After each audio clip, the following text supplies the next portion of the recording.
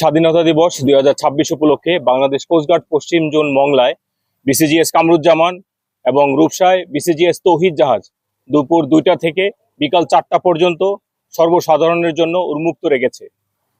আজ দুপুর 2টা থেকে জাহাজসমূহ পরিদর্শন করতে উক্ত এলাকার এবং আশেপাশের উল্লেখযোগ্য সংখ্যক নারী, পুরুষ ও শিশু আগমন করেছে, যার মাধ্যমে জনগণকে আমরা কোস্টগার্ডের জাহাজ এবং কার্যক্রম সম্পর্কে ধারণা দিতে পেরেছি।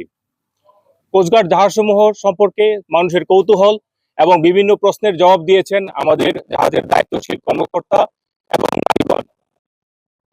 গভীর সমুদ্রে, উপকূলীয় এবং নদী তীরবর্তী অঞ্চলে কিভাবে বিভিন্ন কার্যক্রম পরিচালনা করে তা আমরা জানাতে পেরেছি। পাশাপাশি আমরা উদ্ধার ও অনুসন্ধান কার্যক্রম, অবৈধ অনুপ্রবেশ ও চোরাচালান প্রতিরোধ, জলদস্যুতা দমন, মৎস্য ও প্রাকৃতিক সম্পদ রক্ষা এবং যুদ্ধ কৌশল সম্পর্কে আগত দর্শনার্থীদের ধারণা দিতে সক্ষম হয়েছি।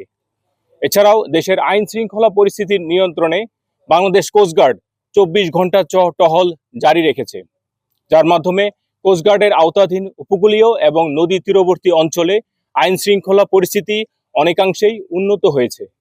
কোস্টগার্ড ভবিষ্যতেও এই ধরনের অভিযান অব্যাহত রাখবে বলে আশা। এই জাহাজ, যার নাম হচ্ছে বানৌজা আবু বক্কর, আজকে 26শে মার্চ মহান স্বাধীনতা দিবস উপলক্ষে উন্মুক্ত ঘোষণা করা হয়েছে সর্বসাধারণের জন্য। তো আমাদের এই জাহাজটা 1 মার্চ 2014 সালে বাংলাদেশে এই জাহাজটার নামকরণ করা হয়েছে বানৌজা আবু বক্কর। আমাদের বাংলাদেশ নৌবাহিনীর যতগুলো জাহাজ, যুদ্ধ জাহাজ আছে, প্রত্যেকটা জাহাজকে আমরা বানৌজা হিসেবে সম্বোধন